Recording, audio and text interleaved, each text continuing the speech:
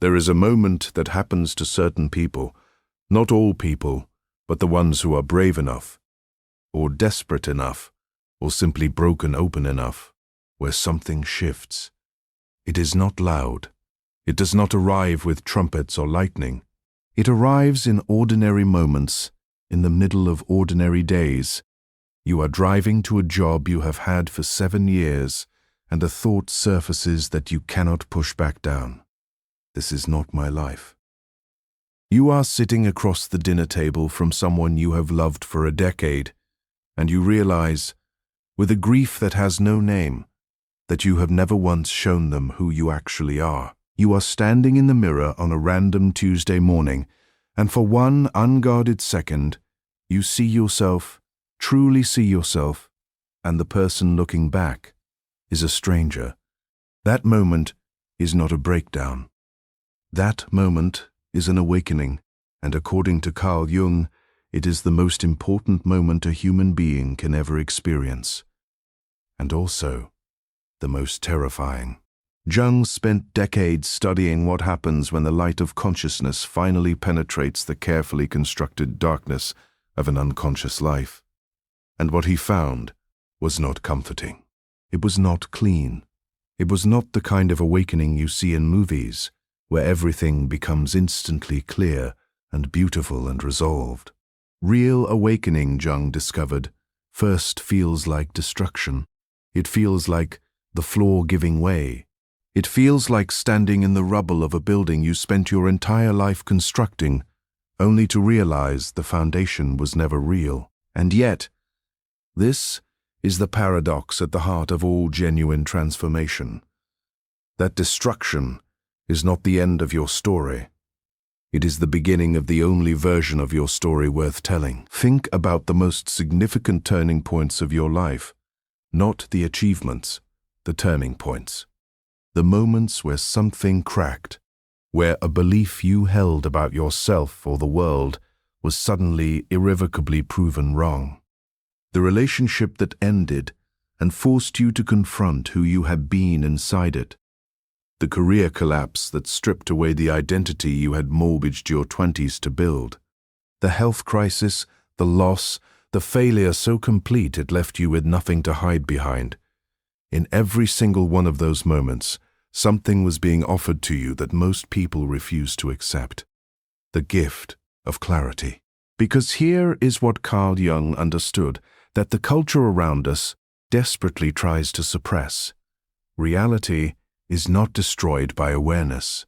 Illusion is destroyed by awareness. And illusion, no matter how comfortable, no matter how familiar, no matter how long you have been living inside it, is not your friend. It is your prison. A prison with soft walls and familiar smells, yes.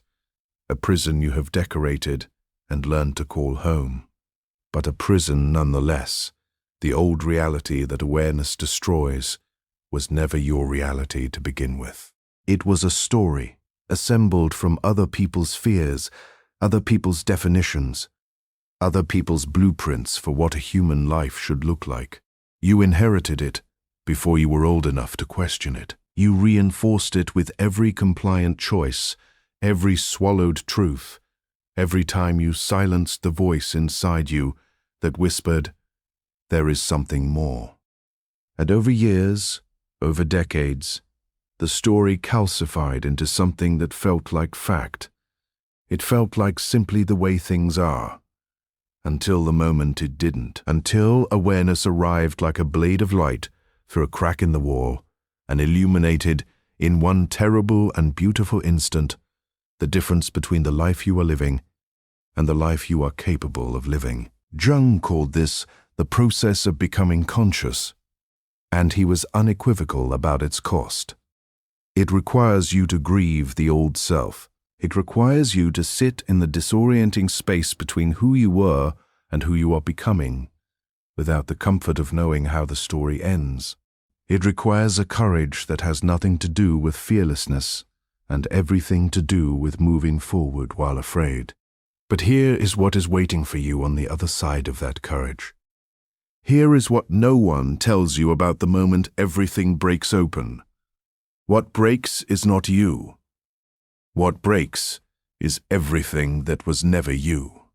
And what remains, raw, exposed, trembling with possibility, is something far more powerful than the constructed life you are grieving. What remains is the truth of who you actually are. And the truth, no matter how shattering its arrival, is always the foundation on which something real can finally be built. Nobody tells you that waking up hurts. Every story we are told about enlightenment, about transformation, about growth, they all skip the middle part. They show you the before and they show you the glorious after, but they leave out the devastating, disorienting, grief-soaked middle, where you are no longer who you were, and not yet who you are becoming. That middle is the place where most people break and turn back, and Jung, with his extraordinary, unflinching honesty, refused to pretend that place does not exist. He called it metanoia, a complete and total transformation of the psyche. And he was explicit. It is not a pleasant experience. It is a psychological death, and like every death, it is preceded by the loss of something you loved. Here is why awareness first feels like destruction, and why that feeling, as unbearable as it is precisely the proof that something real is happening inside you. When you begin to wake up, the first thing consciousness illuminates is not your potential, it is your patterns. It is the defense mechanisms you built at 7 years old that you are still operating from at 35. It is the narrative you constructed about why you are not capable of more, dressed up in the language of humility or pragmatism. It is the relationship dynamic you recreate over and over, not because you are broken, but because the familiar, even when it is painful, feels safer than the unknown. Awareness does not arrive with a celebration. It arrives with an inventory, a brutally honest, mercilessly complete inventory of everything you have been unconsciously doing to keep yourself small, safe, and asleep. And that inventory is not easy to hold. Jung described this experience as the confrontation with the unconscious, and he was not speaking metaphorically. There is a genuine confrontation. There is a battle between the part of you that has been running the show from the shadows, the conditioned, defended, armor-plated version of you built for survival, and the emerging consciousness that is beginning to see through every layer of that armor with devastating clarity. That battle is felt in the body. It is felt as anxiety without a clear source, as grief without an obvious loss, as a restlessness so profound that even the things that used to soothe you, the routines, the distractions, the relationships, the comforts, suddenly feel thin and insufficient against the enormity of what you are beginning to sense within yourself. This is the moment most people pathologize their awakening. They go to the doctor for the anxiety. They double down on the distraction for the restlessness. They blame the relationship for the grief. They do everything in their power to treat the symptoms without ever looking at the source, because the source is the awakening itself. And the awakening demands something that feels impossibly costly. It demands that you let the old structure fall. Jung used the metaphor of a chrysalis, and it is worth sitting with, because what actually happens inside a chrysalis is not gentle. The caterpillar dissolves. Its entire body breaks down into undifferentiated cellular soup, formless, structureless, unrecognizable from what it was. And from that dissolution, from that complete and total surrender of the old form, the butterfly emerges. But if you opened the chrysalis in the middle of the process, you would not find something beautiful. You would find something that looked like destruction.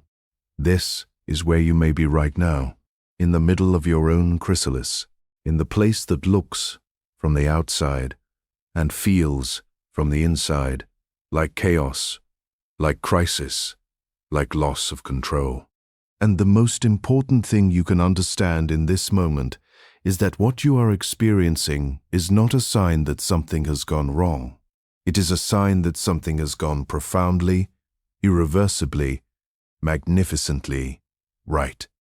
Because the structures that awareness dismantles were never load-bearing. They were walls built to keep the light out. And when the light comes in anyway, when consciousness, like water, finds every crack in the architecture of your defended self and begins to pour through, the walls do not fall because you are weak. They fall because they were always temporary, because they were built by a younger, more frightened version of you who did not yet know that the truth, however devastating its arrival, is always safer than the lie. The pain of awakening is real. Honor it. Grieve it. Let it move through you with the full dignity it deserves, but do not mistake it for evidence that you should go back to sleep. The pain is not a stop sign. The pain is a rite of passage.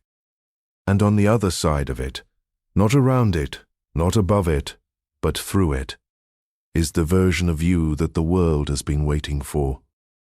There are certain things you cannot unknow. Once you have seen them, they become permanent fixtures in the landscape of your consciousness, impossible to unfeel, impossible to unsee, impossible to walk back from no matter how desperately some part of you wishes you could. And one of the most extraordinary and terrifying aspects of genuine psychological awakening is the discovery that there is no return. The door behind you does not simply close, it disappears, and the life you once lived inside an illusion, comfortable, predictable, suffocatingly familiar, is no longer accessible to you because you have seen through it. And what has been seen cannot be unseen. This is what Jung called the irreversibility of consciousness, and it is both the most liberating and the most grief-inducing truth on the entire path of self-realization. Think about the first illusion of awareness destroys, the illusion of borrowed identity. From the very beginning of your life, you were handed a self. Here is your name. Here is your family. Here is the religion, the culture, the socio-economic story, the set of rules about what success looks like and what failure looks like, and what kind of person you are supposed to be. You didn't choose any of it. You inherited it. And for years, possibly for decades, you wore that inherited identity like skin, so seamlessly that you forgot it was ever given to you rather than grown from within. Awareness tears that illusion away. It forces the most uncomfortable question a human being can face. If everything I was told about who I am were stripped away, what would remain? Most people cannot answer that question immediately, and the inability to answer it is not a failure. It is the first honest moment of their life. Then, awareness destroys the illusion of certainty. Human beings are wired to seek predictability. We need to believe that the map we are holding corresponds to the territory we are walking through. We need to believe that the rules we were taught will protect us, that hard work guarantees reward, that love given freely will be returned in kind, that the universe operates according to principles fair enough, that our suffering has meaning and our striving has direction. Awareness dismantles this, not cruelly, but completely. It reveals that certainty was always a story we told ourselves to make the unbearable randomness of existence manageable. And standing in the absence of that story, for the first time without the armor of false certainty, is one of the most vertiginous experiences a conscious human being can have. And then, perhaps most devastatingly of all, awareness destroys the illusion that external achievement equals internal wholeness. This is the illusion most fiercely protected in the modern world, the one that entire economies are built upon. You spend your 20s grinding toward a version of success that promises to make you feel complete. You hit the target, You stand in the life you spent years engineering, and the wholeness never arrives. The emptiness you were running from was never out there to be filled. It was in here, waiting to be faced, and awareness, when it finally arrives with sufficient force, makes this truth undeniable. The promotion will not save you. The relationship will not complete you. The number in the bank account will not silence the voice asking whether any of this actually means something to the real you. The you beneath the achieving, beneath the performing, beneath the relentless forward motion. Jung described this phenomenon as enantiodromia, the moment when something, pushed to its extreme, transforms into its opposite. The person who has pursued external success with maximum intensity eventually finds themselves face to face with the very emptiness they were trying to outrun. The thing they were running toward becomes the thing that turns them back toward themselves. And here is the grace inside the grief of shattered illusions. You cannot build anything real on a foundation that isn't true. Every illusion awareness destroys was consuming energy. The enormous psychic energy required to maintain a full story about yourself and your life. When the illusion falls, that energy returns to you, transformed, available, yours for the first time. You cannot go back to the life you lived inside the lie. But you no longer need to, because the life available to you on the other side of the truth is wider, deeper, and more genuinely alive than anything the illusion ever offered. Awareness without action is just anguish. And Jung understood this with complete precision.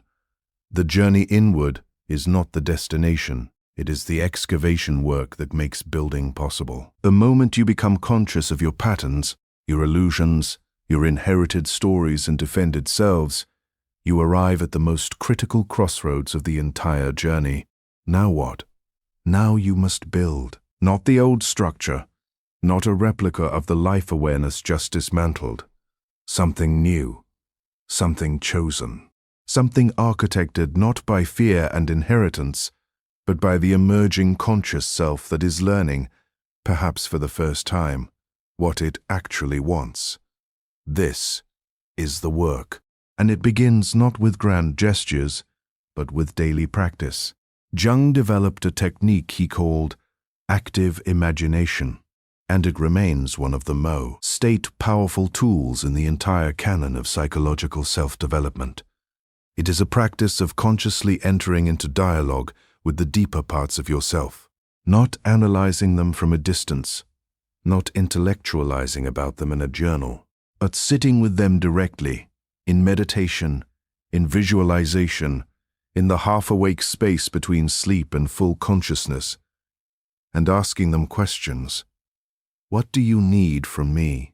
What are you trying to show me? What have I been refusing to hear? The answers that come from this practice are not products of the rational mind. They arrive from somewhere older, deeper, and more honest. And they carry information that no amount of logical analysis can surface. The practice of rewriting your narrative is equally essential. The stories you tell yourself about who you are and what is possible for you are not facts. They are inherited scripts, and scripts can be rewritten. Begin by identifying the core beliefs that have been governing your choices without your conscious consent. I am not someone who succeeds at things that matter to me. I do not deserve the kind of love I truly want.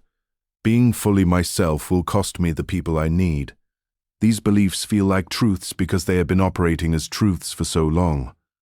But they are not truths. They are old programs, and the first step toward rewriting them is simply to see them clearly, name them precisely, and refuse to allow them to operate unexamined any longer. Structure the new self with daily rituals of consciousness. This is not about discipline for its own sake. It is about the recognition that consciousness, like any muscle, requires consistent exercise to remain strong.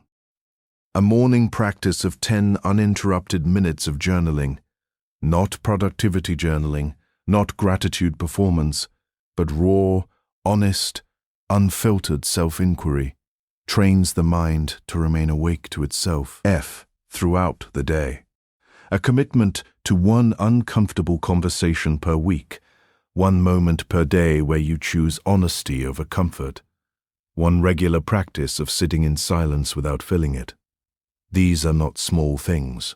These are the daily acts of revolution through which a conscious life is built. Let creative expression carry what language alone cannot hold. Jung was himself a devoted artist.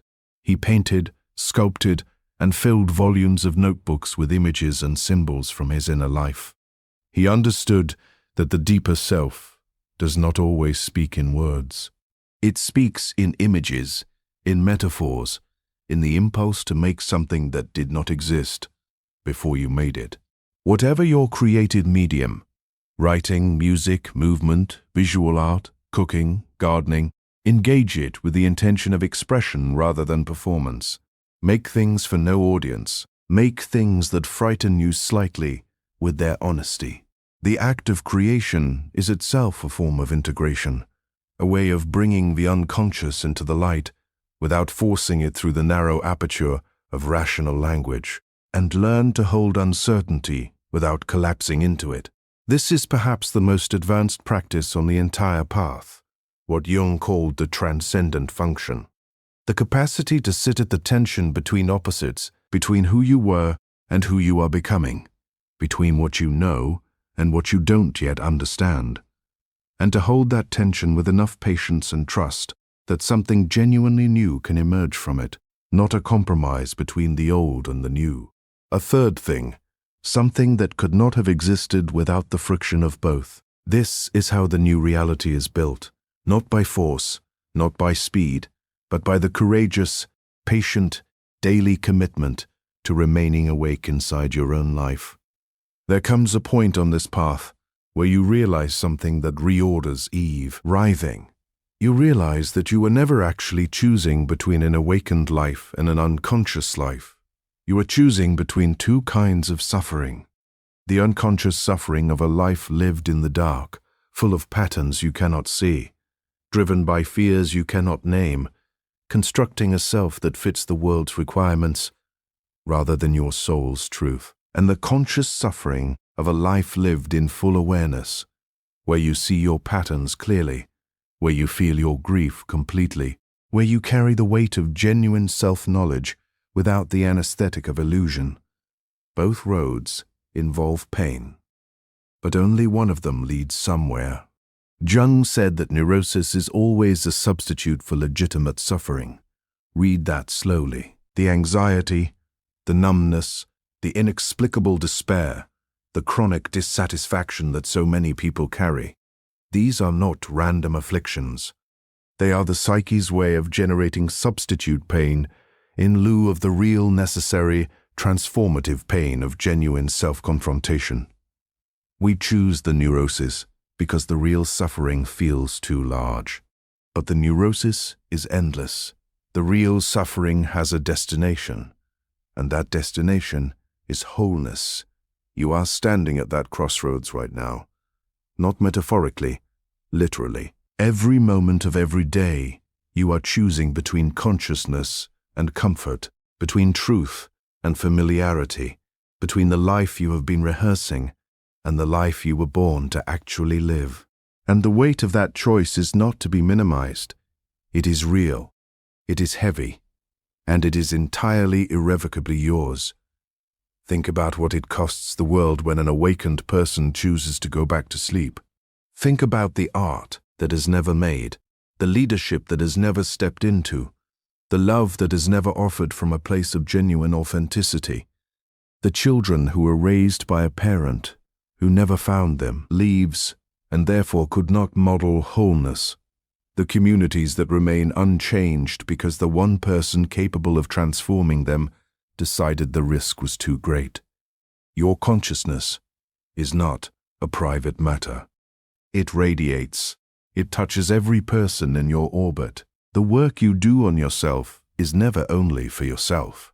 And here is what Jung believed. with every fiber of his extraordinary mind, that the purpose of a human life is not happiness, it is not success, it is not the achievement of comfort or security or social approval. The purpose of a human life is the fullest possible development of the self, the most complete, honest, courageous expansion of consciousness that a single human being is capable of achieving in the time they are given. Not perfection, completion, not flawlessness, wholeness. The integration of every part, the light you are proud of and the darkness you have feared, into a self so fully inhabited, so genuinely lived in, that when you reach the end of your days, there is nothing left unlived, nothing left unsaid, nothing left unexplored. That is what awareness is offering you. Not comfort, not ease, not a life without pain or confusion or the disorienting vertigo of genuine change. It is offering you something infinitely more valuable than any of those things.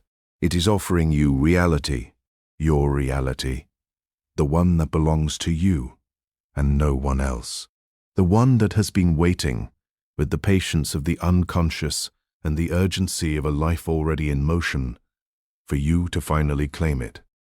You have seen what you have seen. You cannot unsee it. The old reality is already gone, not because it was taken from you, but because you grew too conscious to remain inside it. What stands before you now is not a void. It is a beginning, the most important beginning of your entire life. Wake up fully, step forward completely, live as though every moment of awareness is a gift that billions of people never receive, because it is. The choice is yours.